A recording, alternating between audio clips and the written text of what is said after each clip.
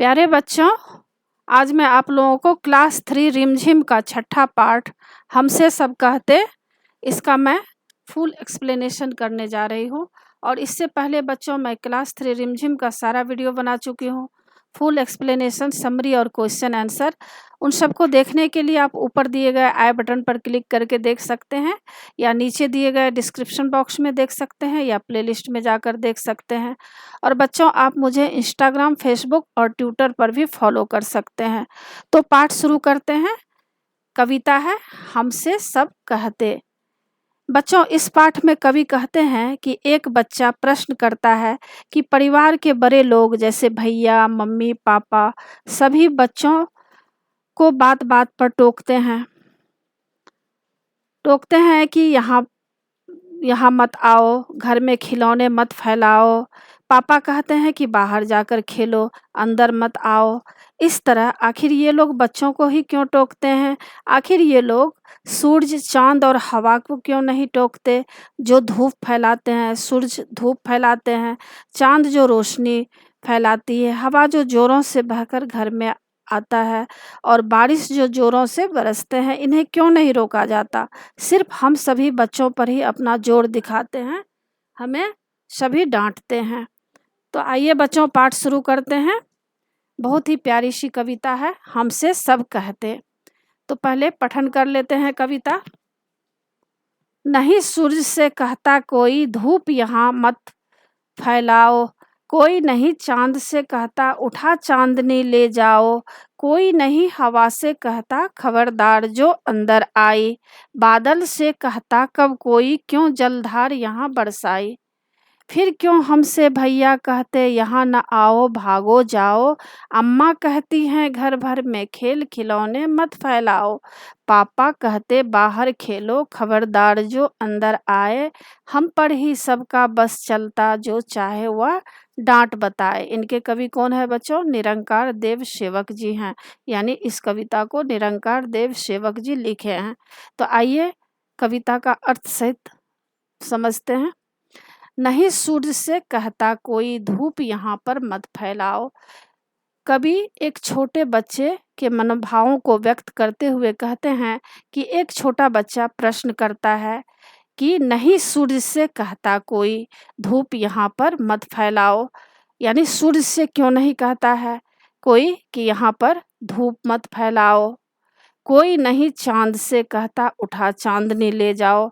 और कोई चांद से क्यों नहीं कहता कि उठा चांदनी ले जाओ, चांद जो रोशनी फैलाई है उसको लेकर चले जाएं। कोई नहीं हवा से कहता, खबरदार जो अंदर आए। और कोई हवा से क्यों नहीं कहता है कि सावधान जो अंदर आए, मतलब अंदर आने से हवा को कोई क्यों नहीं रोकता है। बादल से कहता कब कोई, क्यों जलधार यहाँ बरसाई। और बादल से कोई क्यों नहीं कहता है कि वर्षा यहाँ पर नहीं बरसाए। फिर क्यों हमसे भैया कहते, यहाँ ना आओ भागो जाओ। तो फिर जो है भैया हमसे ऐसा क्यों कहते हैं कि यहाँ नहीं आओ, भागो, यहाँ से चले जाओ। तो भैया क्यों ऐसा हमसे कहते हैं? अम्मा कहती हैं घर भर में खेल खिलौने मत फैलाओ। और माँ जो है वह क्या कहती है कि घर में खेल खिलौने मत फैलाओ। खिलौने जो हैं बहुत सारे खिलौने, उसको घर में मत फैलाओ, अम्मा ऐसा कहती हैं। और पापा कहते बाहर खेलो, खबरदार जो अंदर आए। पापा क्या कहते हैं कि बाहर जाकर खेलो, और सावधान जो अंदर आए, अंदर आने से मना करते हैं। उनका कहना है कि बाहर जाकर खेलो और अंदर मत आओ, सावधान हो जाओ। हम पर ही सबका बस चलता, जो चाहे वह डांट बताए। बच्चे कह रहे हैं कि हम पर ही सबका अधिकार चलता है, यानी सब हम पर ही रौब दिखाते हैं, अधिकार जताते हैं, और जो चाहे वह हमें डांटते हैं कि ऐसा मत करो, वैसा मत करो। तो इनके कवि कौन है? निरंकार देव सेवक जी है। तो बच्चों आप लोग समझ गए होंगे इस प्यारी सी कविता को। बच्चे क्या कहते हैं कि सूरज को कोई क्यों नहीं रोकता जो धूप फैलाते हैं, और चांद जो रोशनी फैलाती है उनको कोई क्यों नहीं कहते कि उठाकर रोशनी यहाँ से ले जाएँ, और हवा जो तेज़ बहती है तो उनको क्यों नहीं कोई कहता है कि सावधान हो जाओ, अंदर मत आओ, और बादल से क्यों कोई नहीं कहता कि यहाँ पर बारिश मत करो, और भैया हमसे ऐसा क्यों कहते हैं कि यहाँ ना आओ, भागो जाओ, और अम्मा कहती हैं कि घर भर में खेल-खिलौने मत फैलाओ, और पापा क्या कहते हैं कि बाहर खेलो, सावधान जो अंदर आए, अंदर मत आओ, और हम सब पर ही बस चलता, जो चाहे वह डाँट बताए, और हम सब पर ही लोग अधिकार दिखाते हैं, हमें ही सब डाँटते हैं। ऐसा क्यों करते हैं? तो बच्चे अपने मनोभावों को व्यक्त कर रहे हैं। और देखिए बच्चों, नीचे प्रश्न उत्तर है। उत्तर है, देखिए इसमें जानवर, चीज़ें और नाम। देखिए जानवर का नाम क्या-क्या है? जैसे चूहा, शेर, खरगोश, घोड़ा, गौरैया, कोयल। चीज़ें कौन-कौन हैं? बोतल, केला, कलम, जूता, चारपाई, पगड़ी, करेला, छलनी, बाल्टी, किताब, दराँती। और नाम, नाम क्या-क्या होता है? जैसे किसान, लता, कक्कू, राजू, रानू, नीना, बिट्टो, पीपल, नीम। हम सब कहते। देखिए हमसे सब कहते। तो इसका मैं ईज़ी रूप में आपको आसानी से इसका सारांश पढ़ा देती हूँ। आसान तरीक़ा से आप समझ जाएँगे पूरे कविता का सारांश। तो इस कविता में एक बच्चा बड़ों की रोक-टोक से तंग आकर प्रश्न करता है कि आखिर बच्चों पर ही इतनी टोका-टोकी क्यों की जाती है? प्राकृतिक चीज़ों को कोई क्यों नहीं टोकता?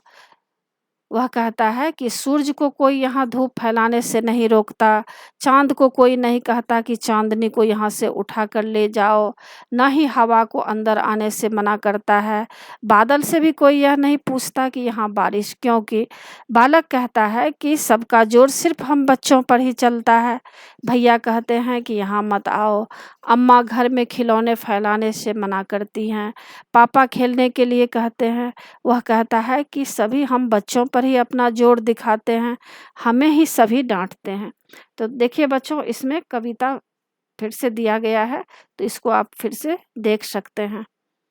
इसमें जो है प्रसंग है, व्याख्या भी है, तो इसको आप अपने से कर सकते हैं। वैसे मैं आपको कविता पढ़ा दी हूँ, तो देखिए इसमें आपको शब्दार्थ भी मिलेंगे, और नीचे प्रश्न उत्तर दिया गया है।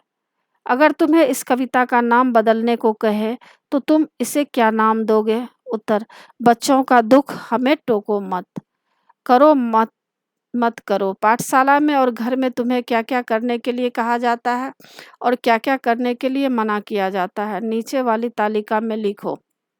करने के लिए क्या कहा जाता है और नहीं करने के लिए क्या कहा जाता है? तो करो और मत करो। बड़ों का कहना मानो, और मत करो, झगड़ा मत करो। घर की सफाई करो, कॉपी किताब के पेज मत फाड़ो, और करने के लिए मन लगाकर पढ़ाई करो, और मत करो, फूल मत तोड़ो। पाठशाला के नियमों का पालन करो, शोर मत मचाओ और दीवारों पर मत लिखो।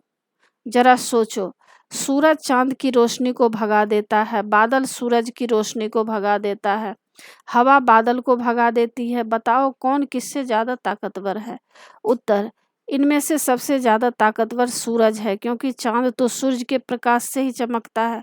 चाँद का अपना कोई प्रकाश नहीं होता। बादल सूरज को थोड़े समय के लिए ढक लेता है, हवा उस बादल को उड़ा ले जाती है, और फिर सूरज का प्रकाश चारों ओर फैल जाता है। हवा का भी सूरज पर कोई प्रभाव नहीं पड़ता। तुम्हारी बात। अम्मा, पापा, भैया, दीदी सभी बड़ों का बच्चों पर बस चलता है।